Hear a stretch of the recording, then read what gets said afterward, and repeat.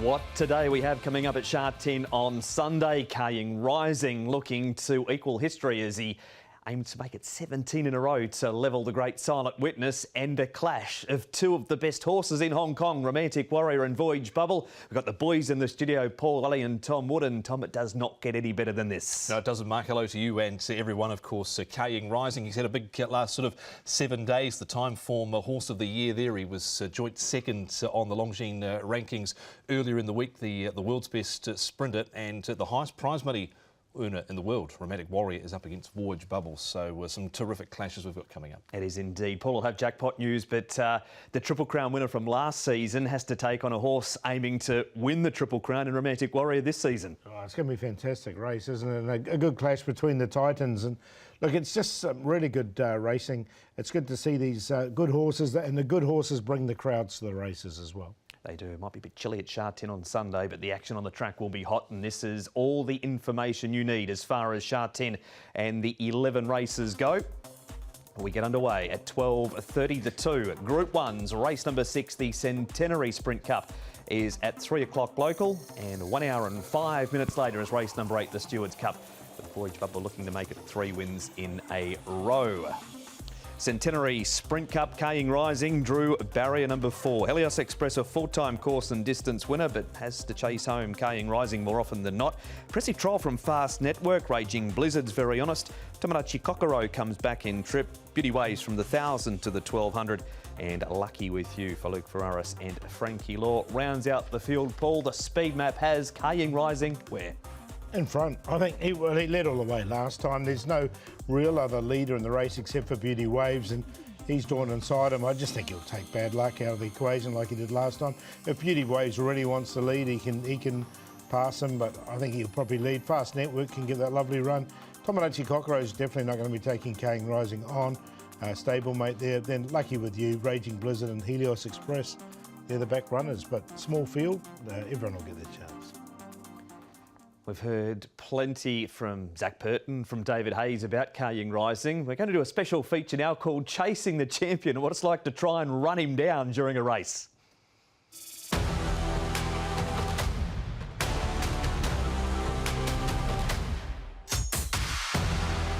You thought he was good before the Everest. He climbed Everest and he's better than ever.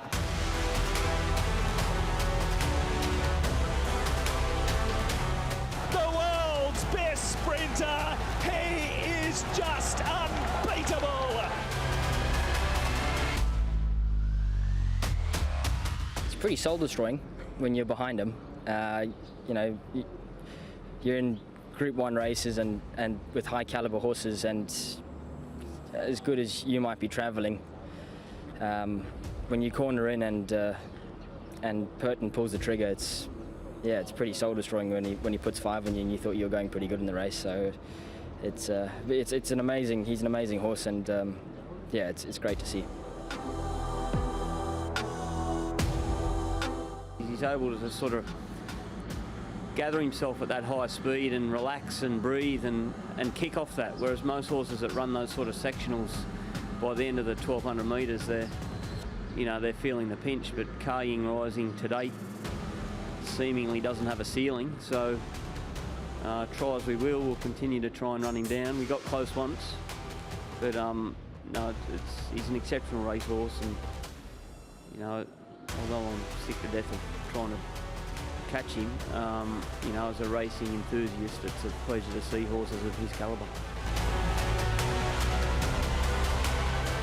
Yeah, he's pretty good. I've been able to ride against some pretty good horses, over my career, and the likes of Black Caviar and then even Winx. So he's unbeatable. I think he's the way he does it. He'd have to have an off day to get beat anytime soon.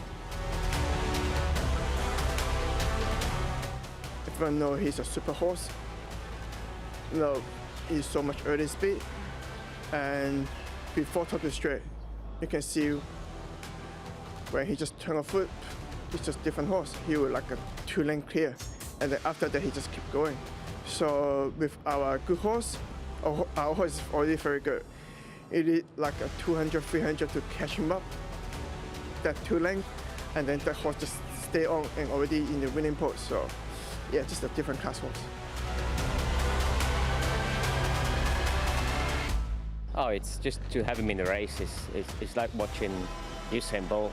He's obviously, I've never been close to him. I follow him a few times, but it's one of those horses. Once he lets down, he just puts everything to bed. And listen, to be riding against him is pretty special. You'd love to be on him, but yeah, it is a horse of a lifetime. I'd say that there's very few horses that I've never ridden against a horse, a sprinter, obviously as fast as him.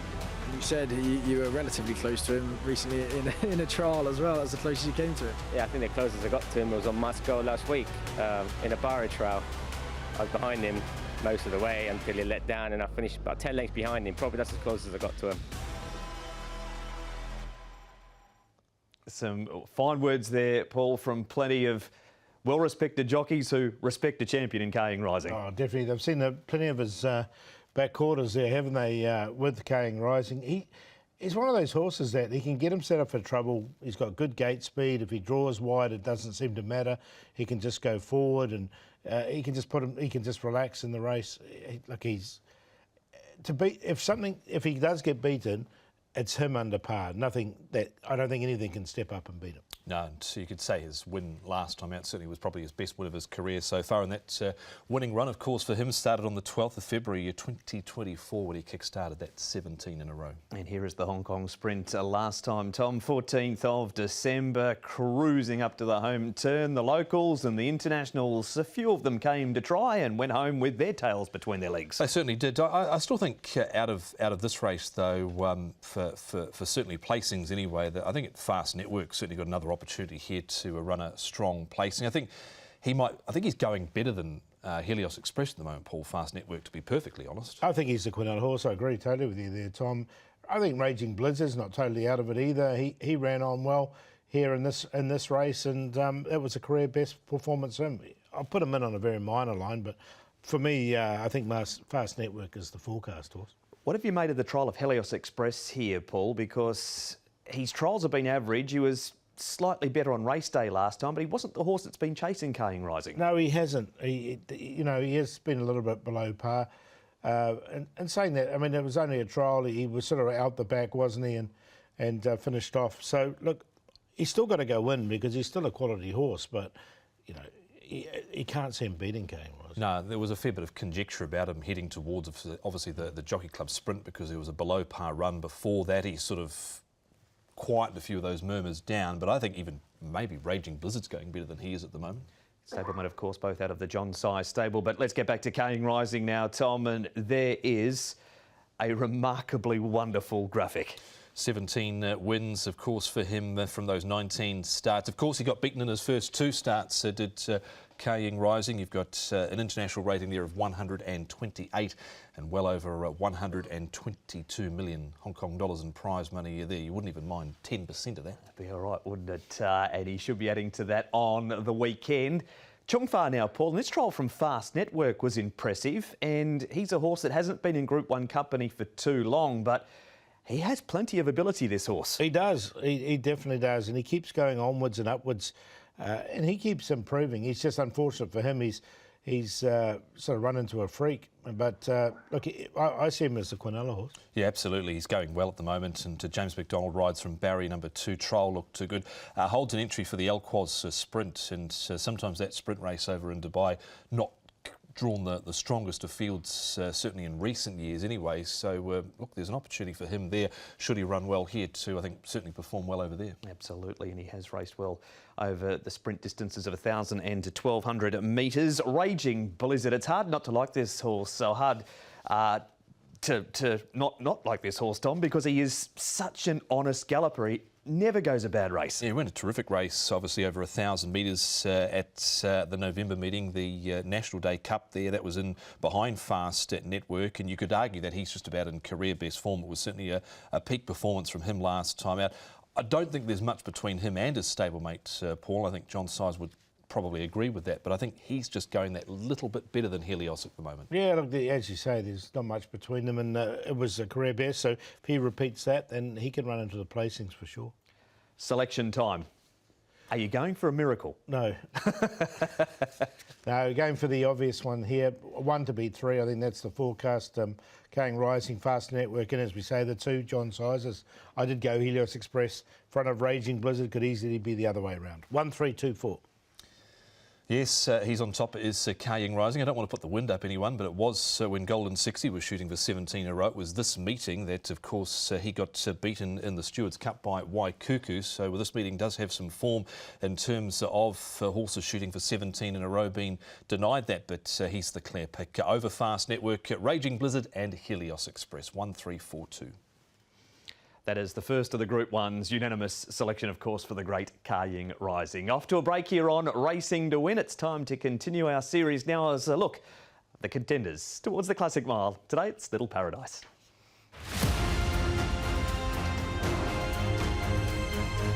He's a quiet horse. I think he's like get a good position and get some cover, and then he'll get a good sprint. Yeah. How much more do you think there is to come from him? How much more improvement does he have? He's improving.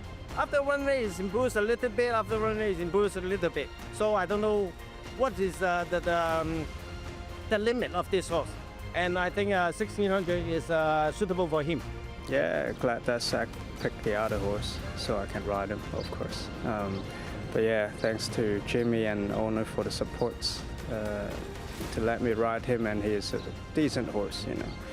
His form is amazing at the moment. A mile, I think he can handle very well. I don't think that's an issue, although that's the first time for him. Yeah, it's a decent, nice horse with quality, and he should do well.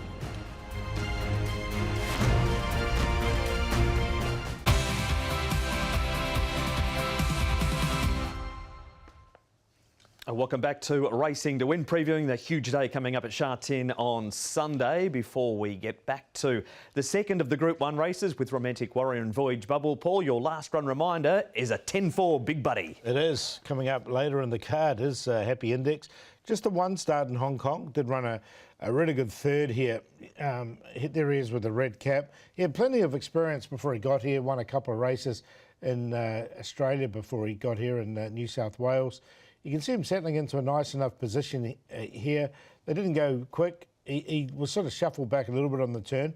Now, the horse on his inside is called Pegas, and he came out and won really impressively on the weekend. And the one inside of him, Aerodynamics, wasn't far away either. So it comes out of a really good form race. As you can see, the horse in front managed to steal it, but he wasn't far away from second. I think he can improve off that run, and Zach Purton will jump aboard for his second start. He will. Race 10, number 4. Happy Index is the last run reminder for the 11 races at Sha Tin on Sunday. The second of the Group 1s is the Stewards Cup Romantic Warrior. First time over a mile since winning the Arima Kinnan in 2024 in Japan. Voyage Bubble, he's looking to make it 3 Stewards Cups in a row. Lucky Swainess, first time 1600 metres. Beauty Joy's back in distance. Red Lion won over this trip going back to Champions Day last April, beating Voyage Bubble. Galaxy Patch, a 3-time course and distance winner. Straight and blinkers off. Visor on. My Wish draws well again. And Sunlight Power down the bottom. Disappointing last time, but was very consistent prior to that, Paul.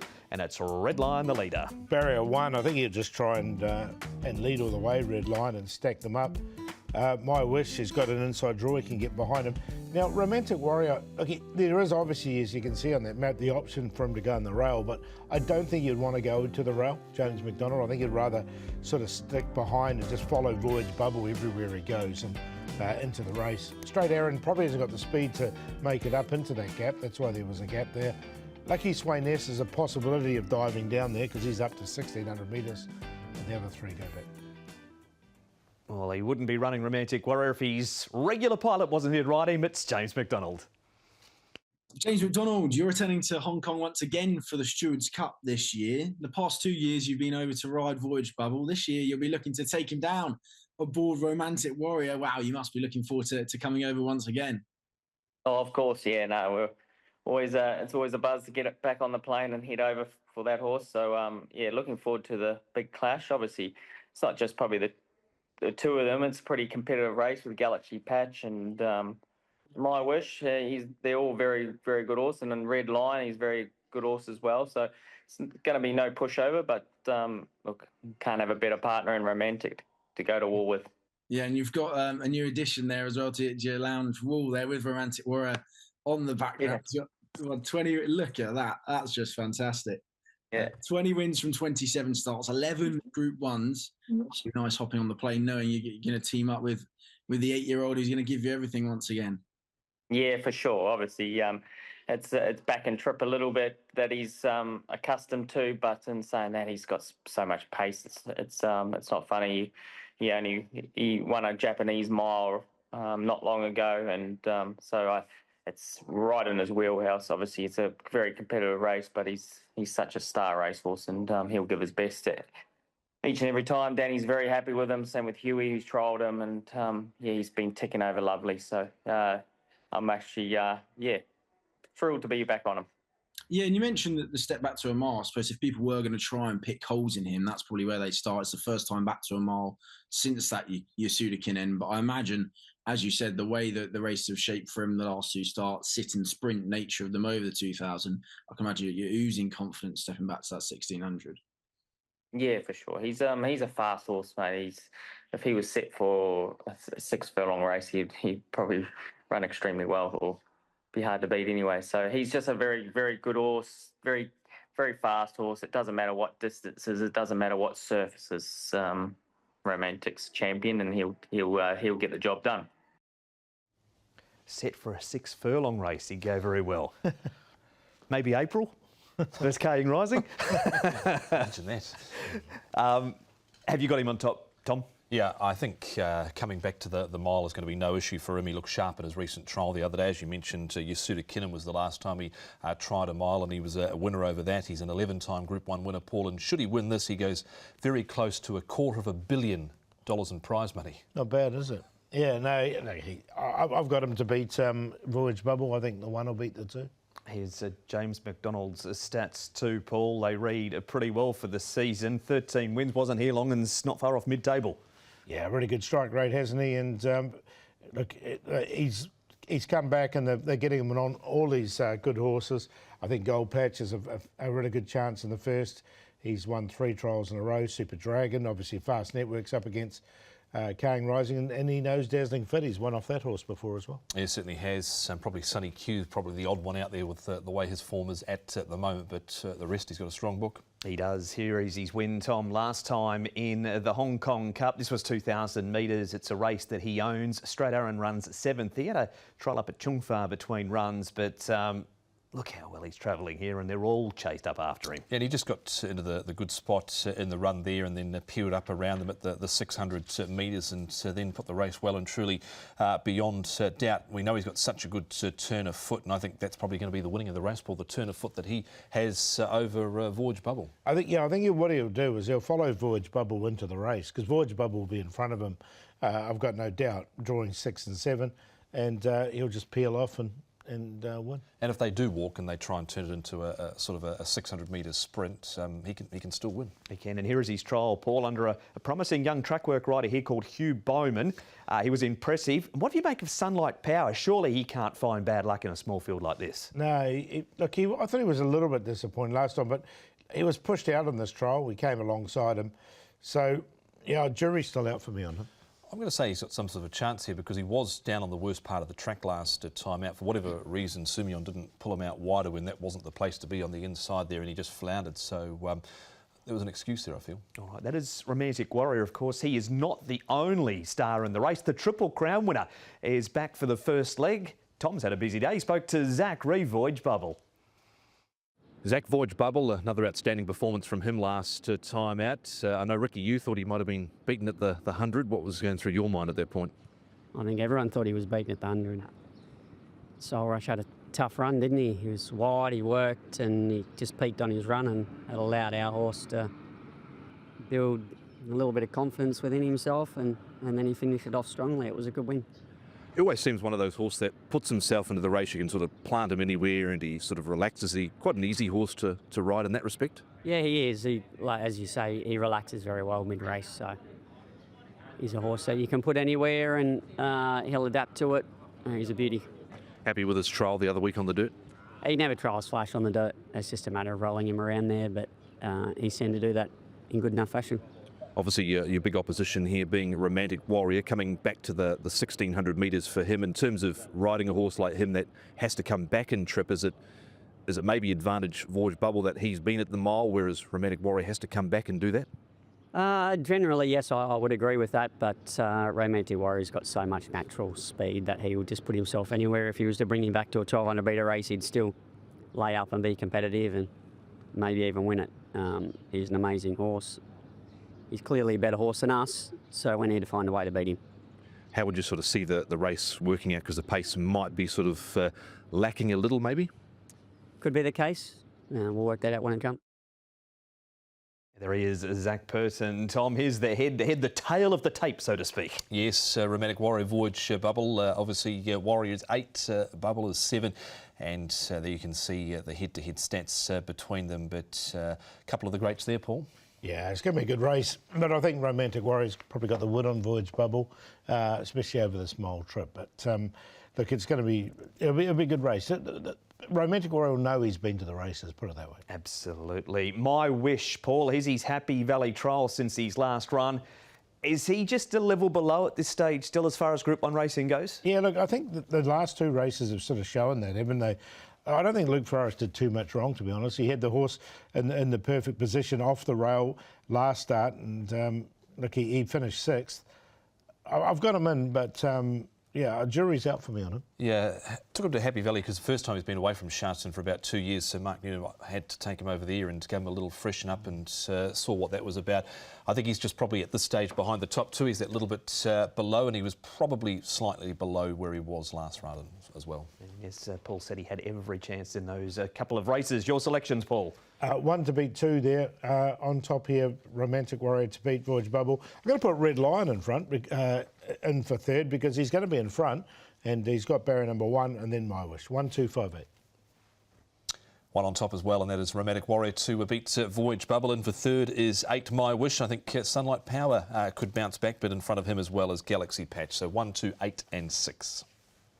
2 classic races, Ka Ying Rising, then the clash of the big 2, Romantic Warrior and Voyage Bubble coming up on Sunday. But there is 11 races across the day. Paul, which race has the best bet in it? Going to be one we've shown earlier, actually, which is Happy Index, race 10, number 4. Comes out of a strong form race. And the value we're going to do in race 7, number 2, Forza Toro, has been downgraded, has to overcome a wide draw, but ran on solidly last start. The play, race 9, 4, 5 and 7 are QQP. The best comes up in race 5, number 7, Super Dragon.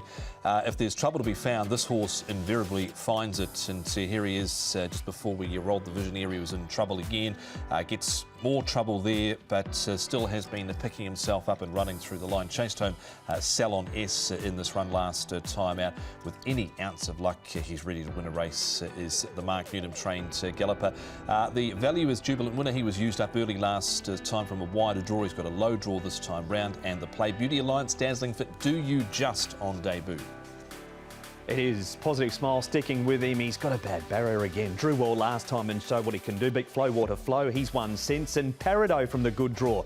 Brenton Avdella and David Hall as the value. And the play All's Well, Positive Smile and Sterling Wong Choi right down the bottom off a lightweight in a QQP. That has been Racing to Win. Diary time now, Tom, before we say goodbye with all of the details Firstly, the meeting on Sunday, and then we're back at the Valley next Wednesday night. Yes, Gentlemen's Race Day coming up on Sunday. Your Football Club Centenary Cup Wednesday Classic Mile on the first, Paul. Yeah, fantastic running coming up this weekend and next weekend as well. Can't wait with the 4-year-old series getting underway. Enjoy Sharpton. We'll see you boys there. And we'll see you from Sharpton. The first of 11, earlier start, 12:30.